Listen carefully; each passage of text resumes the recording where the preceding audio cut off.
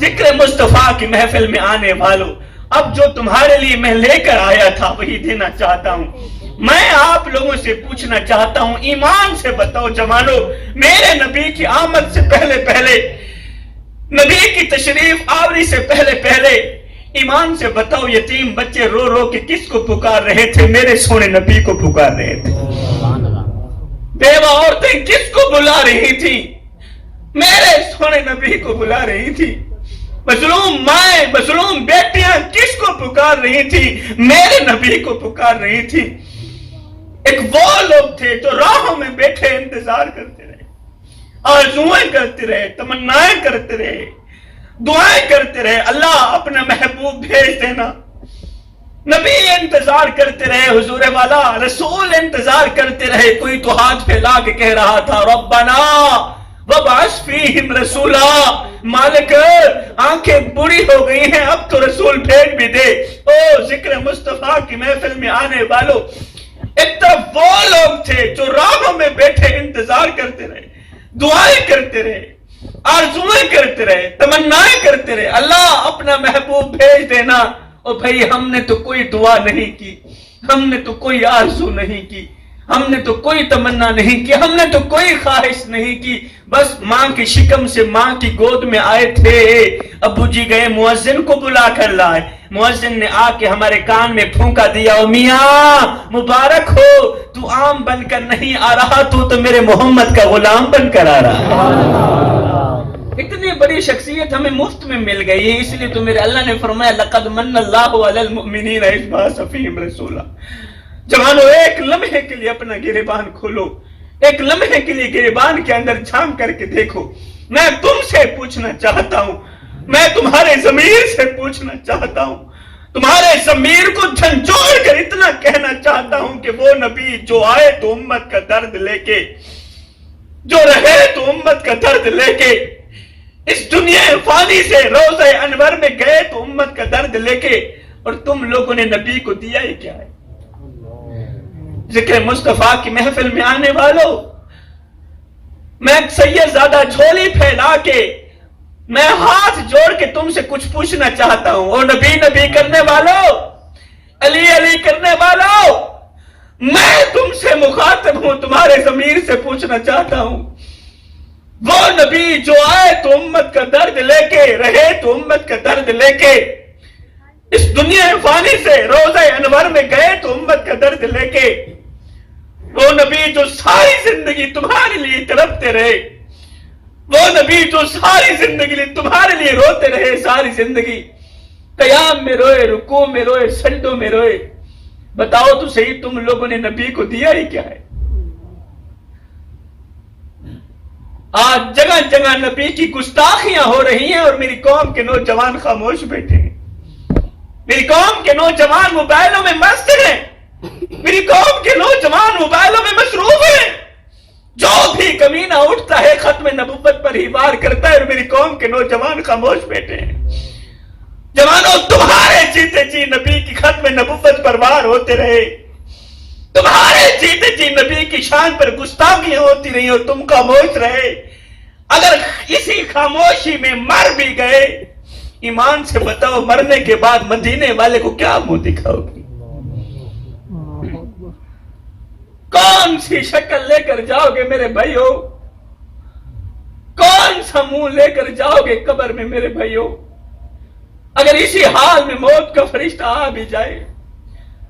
جوانو آج ہمارے شب و روز گناہوں میں بیتے چلے جا رہے ہیں، آج ہمارا دن بھی گناہوں میں گزرتا ہے، ہماری رات بھی گناہوں میں گزرتی ہے، ہمارے شب و روز گناہوں میں بیتے چلے جا رہے ہیں۔ کبھی تم لوگوں نے سوچا ہے اسی حالت میں بغیر توبہ کی اگر موت کا فرشتہ آ بھی گیا کیا منہ دکھاؤ گے مدینے والے آقا کو میرے بھائیو؟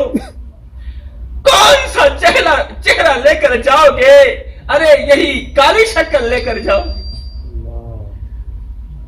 یہ کالی شکل گناہوں میں ڈوبی ہوئی شکل لے کر مدینے والے کو دکھاتے ہوئے تمہیں شرم نہیں آئے گی؟ تمہیں حیا نہیں آئے گی؟ اور کم از کم نبی کی ختم نبوت کا تو خیال کر لو، پہرا دے لو۔ اس لیے باب خادم حسین رضوی رو کر گیا تھا، ہن دل تے ہاتھ رکھ سچ سچ دس، ہے مسلمان دا مطلب کیا؟ بابا لا الہ الا پڑھنا سوکھا ہے، ادھر تو عمل کرنا بڑا ہی اوکھا ہے۔ صحیح مرد کلندر نے، مرد مجاہد نے کیا کہا تھا؟ ہن دل تے ہاتھ رکھ سچ سچ دس، اے مسلمان دا مطلب کیا؟ او جے عشق نبی نے سینے وچ ودراس ایمان دا مطلب کیا؟ او ہندوستانی ٹھیک سے اتنے نقصان دا مطلب کیا؟ او جتھے پاک نبی دی عزت نہیں ہے اس پاکستان دا مطلب کیا؟ جس ملک میں نبی کی عزت کا تحفظ نہیں کیا جاتا اس ملک کا مطلب ہی کیا ہے؟ جوانو آؤ میں تمہیں ایک لمحے کے لیے مدینے کی چوکھٹ پر لے چلتا ہوں۔ ایک دن میرے اور آپ کے کریم آقا مسجد میں بیٹھے رو رہے تھے، آقا کریم مسجد میں بیٹھے رو رہے ہیں، آقا کریم روتے چلے جا رہے ہیں۔ میں تمہیں امانت دے کے جا رہا ہوں جوانو، میں تمہیں امانت دے کے جا رہا ہوں، کل جا کر اپنے دوستوں کو بھی سنانا، اپنی فیملی کو بھی سنانا۔ حضور والا ایک دن میرے اور آپ کے کریم آقا مسجد میں بیٹھے رو رہے تھے، آقا کریم کی آنکھیں چھم چھم برس رہی، چشمان اقدس سے آنسوؤں کی لڑی بہ کر رخساروں کو چھو رہی۔ آقا کریم روتے چلے جا رہے ہیں، آقا کریم رو رہے ہیں۔ اتنے میں حضرت سیدنا عمر فاروق رضی اللہ تعالیٰ عنہ نے میرے کریم نبی کو روتے ہوئے دیکھا، دوڑ کر آئے، قدم چوم کر آج گزار ہوئے، سونیا خیر تو ہے؟ آخر کس بات نے آپ کو اس قدر رلایا ہے؟ جوانوں خدا را میں ہاتھ جوڑ کے عرضی کر رہا ہوں، میرے کریم نبی کے رونے کی جو وجہ ہے نا، بس یہی دل کے کانوں سے سن لینا۔ میں کہتا ہوں قسم ہے رب ذوالجلال کی تمہارے آنے جانے کا مقصد پورا ہو جائے۔ اگر تم نبی کے رونے کا مقصد جان لیتے ہو، نبی کے رونے کی وجہ جان لیتے ہو نا کہ نبی کیوں روئے تھے، میں کہتا ہوں تمہارے آنے جانے کا مقصد پورا ہو جائے گا۔